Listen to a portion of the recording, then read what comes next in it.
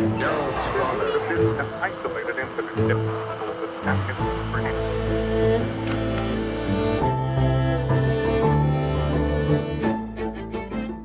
So I turned on the TV, and they had a bulletin on it right away that Son of Sam was, got caught.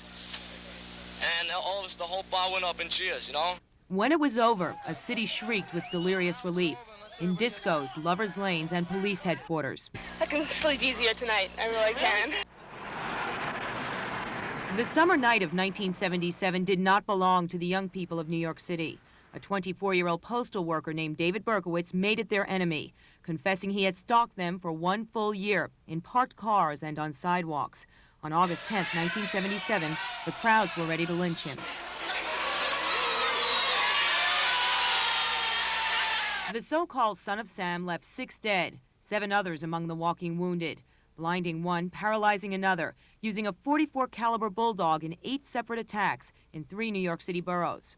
I didn't think he looked anything like what we had imagined. There was all kinds of speculation, a raving lunatic, foaming at the mouth.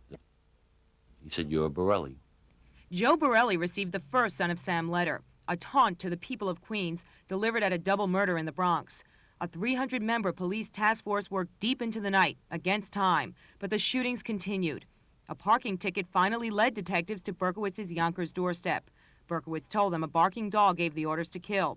Parents could not accept that.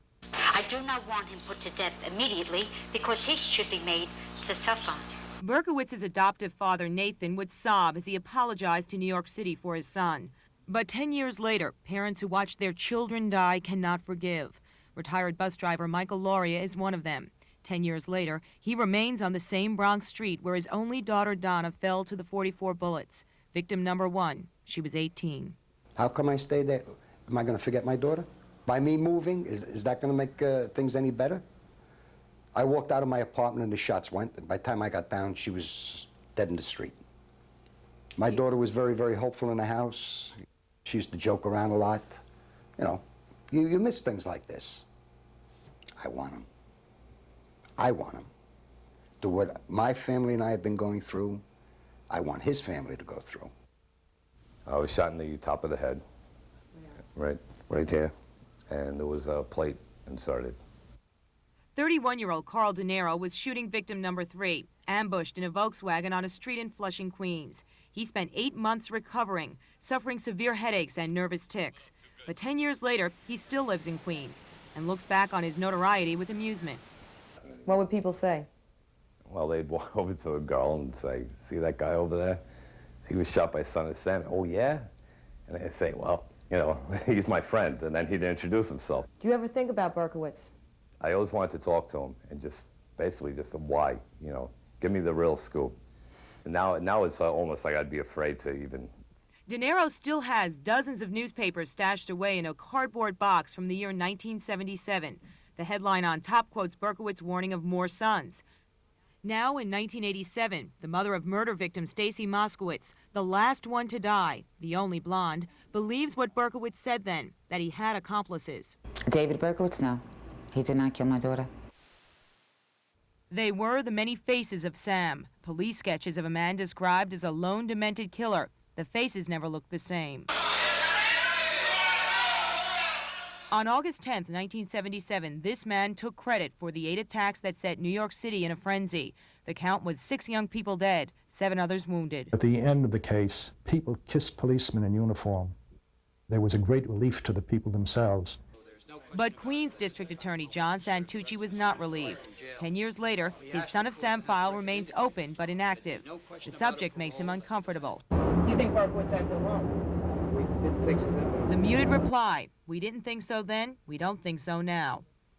The police wanted one lone demented killer. The group went along with it. That group, according to investigative reporter Maury Terry, was a satanic cult operating in Westchester County, holding rituals in a park bunker near Berkowitz's Yonkers home. After 10 years of research, Terry maintains in a new book, Berkowitz took the entire fall for the cult after his car received the parking ticket at the murder scene of Stacy Moskowitz, a mistake that led detectives straight to him. Terry quotes one witness who described the gunman this way. The gunman was about 5'7" and was wearing a light-colored cheap nylon wig. Plus, the shooter was seen fleeing through the park, opposite where the shooting occurred, getting into a yellow Volkswagen, was seen by other witnesses as it sped up the block. Berkowitz drove a cream Ford Galaxy, and attorney Harry Lipzig, who represents 2 surviving victims, says Berkowitz told him 3 to 4 people participated in each crime as wheelmen or lookouts, and that Berkowitz only pulled the trigger himself in the 2 Bronx attacks. And his testimony definitely was to the effect that there were others involved. It was a group of 22. Lipzig believes Berkowitz, and so does Stacy Moskowitz's mother, who claims the cult came after her in 1981, warning her to keep silent and scarring her with a razor. There are some people who may say, you tried to take your life 3 times with pills. Perhaps you tried it with a razor another time. What do you say to them? Look at me. Do I really need this type of attention to have to cut myself up? I don't think I'm that ugly. We looked into cult activities. We looked into a variety of things. I began that case with the very first homicide that he committed. And he told me how he got to the scene, what he saw at the scene, and how he left. And he followed each case with the next case and the next case and the next case to the end. Yet Maury Terry points out the famous letter to Daily News columnist Jimmy Breslin, where the killer mentions his aliases. One, the 22 Disciples of Hell. Another, John Wheaties. John Wheaties was in fact John Carr, who was the real-life son of Sam. The famous Sam lived in the shadow of Berkowitz's apartment and complained the young postal worker had shot his dog Harvey. Within a year after Berkowitz pleaded guilty, both of Sam Carr's sons were dead, John from a rifle blast in North Dakota. His friends told the author Berkowitz had visited there, and both men bought .44 calibers in Houston. Terry believes the other son, Michael, a graphic artist, wrote the famous letters. Well, every agency that was involved at the time tried to make connections between the Carr brothers, if you will, and the son of Sam. No connection legally was ever made. Terry claims the cult is still operating nationwide, tying it to the murder of Long Island producer Roy Radin, with connections to convicted killer Charles Manson. Terry even tries to link the disappearance of 3 Long Island teenagers in 1985 to the group. Nassau County District Attorney Dennis Dillon listened, but did not accept it. They did find some pallets, wooden pallets in that area that had satanic markings on them. It could have been something just copied off a record album, you know, because some of these satanic emblems are found on record albums.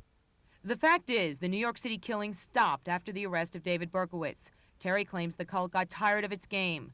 But the so-called official Son of Sam story, based on police transcripts, points out Berkowitz had intimate knowledge of each shooting, even remembering what brand of soda Robert Violante was drinking before the last attack.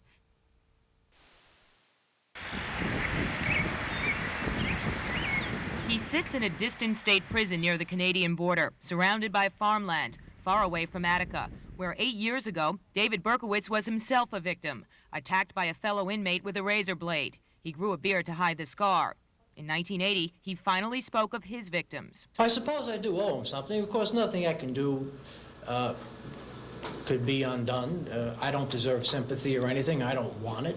I just have a debt to pay, and as a man, I have to pay it, that's all. You would think his story would be a natural for the movies. The mass murderer of 6 young people who stalked lovers' lanes and told police a 6,000-year-old man gave commands through a dog. Parents of dead children demanded the death penalty. But I want that man dead. He's not even a man, he's a pig. He's just a pig. He's a pig animal. My daughter was 18 years old, and that's what he took out of my heart, 18 years. Only one TV movie was ever made, focusing on a detective in the case. Berkowitz was portrayed this way. He wouldn't let me sleep at night. Bark, bark, bark, bark, bark. Not everyone bought the demon story. One psychiatrist wrote Berkowitz was sane. Oh, yes, I think in part he made it up and all. Dr. Abrahamson claimed Berkowitz killed women in part to retaliate against the mother who gave him up for adoption. The .44 caliber killer held his Attica press conference to denounce another book that claimed he had attacked others before the Son of Sam case. I had done enough harm without having to more than double the body count in order to make the book sell. The case of David Berkowitz inspired a Son of Sam law, which states no criminal can benefit monetarily from his crimes. Berkowitz agreed all book and movie money should be turned over to a victims fund. But the movie deal fell through, and the estimated $20 million in compensation never materialized. The whole fund involved is about $110,000. 30-year-old Robert Violante, who was blinded in the last attack that killed Stacy Moskowitz, would like to see a feature film made so people can understand the horrible impact Berkowitz had on victims' lives and their right to be compensated. He remembers that night. I couldn't see anything because I was totally covered with blood. My eyes were totally bleeding. And I just heard the noise, the moaning, and I realized she was still alive. I was told that later on, much later on, that they had expected me to die and Stacy to live. Unfortunately for Stacy, it was just the other way around. And I'm very grateful that I was spared, because I believe in destiny and I believe that my time wasn't up. Thank God, though, for the post office. They gave him a lovely job, and he's happy with it. Mm-hmm. But as far as his life, Mary, it's going on, babe. That's it. Robert Violante is entitled to 25% of a very small pot that 15 people are dipping into, including attorneys. Other families are upset about books that were written, including a Jimmy Breslin novel about the case. He had breakfast at my table, and he turned around and he wrote this book with these kids, and he made every one of them look like a bunch of tramps. Nisa Moskowitz does not expect any money and has spent these past years volunteering for a Brooklyn Leukemia Society. She herself fell victim to stomach cancer 4 years ago. She still remembers soothing her daughter Stacy before she lost a 39-hour fight for life. I kissed her. She says, Mommy, I have a very bad headache. I said, it'll go away. And she held my hand. I lost a part of my life. I gave life to this child, and it was snuffed out for no reason. While his victims relive a haunting anniversary, David Berkowitz spends his prison time taking architecture courses and working out in the prison gym. He gave up smoking and cut out contact with reporters years ago. His father told me David realizes what he did wrong. Berkowitz is eligible for parole in 2002. Perhaps by then his story will be told on film. But for some people, it's a story they'd rather forget. The address on Berkowitz's old apartment building has now been officially changed from 35 to number 42 Pine Street. It's now gone co-op. And Son of Sam's old studio just sold for $58,000, a sign of the times in 1987. In Yonkers, I'm Mary Murphy, Channel 2 News.